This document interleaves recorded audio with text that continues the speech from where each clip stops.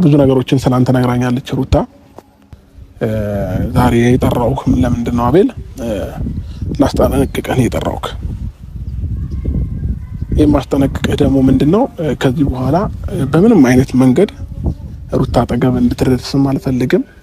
በምንም አይነት መንገድ ስለ ሩታ ማይሆን ነገርም እንድታወራም አልፈልግም እና ከዚህ በኋላ ሩታን ማንም እንዲናገራት አልፈልግም፣ አብሶ በእኔ ዙሪያ ማለት ነው። ስለዚህ ይህንን ነገር እንድታቅና እንዳስጠነቅቀ ነው ዛሬ የጠራውክ ማለት ነው። እውነት ነው ስሰጠሽ ልቤን አሳልፌ ቅርም አላለኝም በፍቅርሽ መክነፌ፣ ግን እንዳልመኘሽ ልቤኔ ከፈለው። ሌላ ጭንቀት አለ ለሰው የማልገልጸው። ተሸንፊያለሁ። ሰላም ውደኛ ፋሚሊዎች እንዴት ናችሁ? ደህና ናችሁ? እኛ በጣም ደህና ነን፣ እግዚአብሔር ይመስገን። ቤተሰቦቼ ዛሬም እንግዲህ ተመልሼ ወደ እናንተ መጥቼላችኋለሁ። ዛሬ ተመልሼ ስመጣ እንግዲህ የመጨረሻ ውሳኔዋን ዛሬ ሩታ እንድታሳውቀኝ ነግሬያት ነበረ። ትናንትና ብዙ ነገሮችን አውርተን ነበረና ዛሬ መጨረሻ ውሳኔዋን ልታሳውቀኝ ትመጣለች።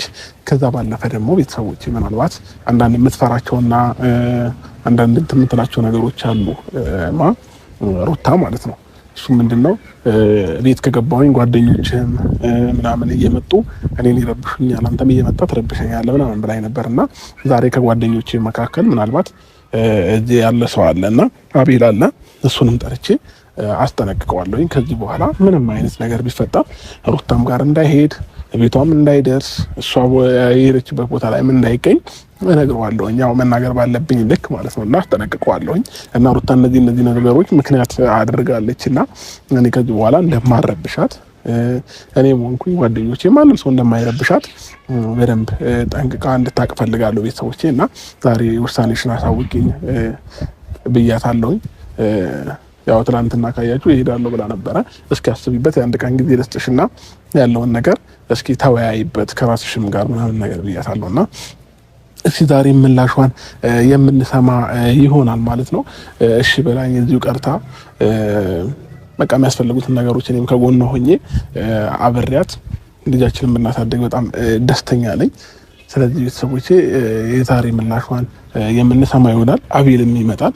አቤልንም እንግዲህ አስጠንቅቄ እነግረዋለሁኝ ማለት ነው፣ በየትኛውም ነገር ማለት ነው ቤተሰቦቼና በእኔ ምክንያት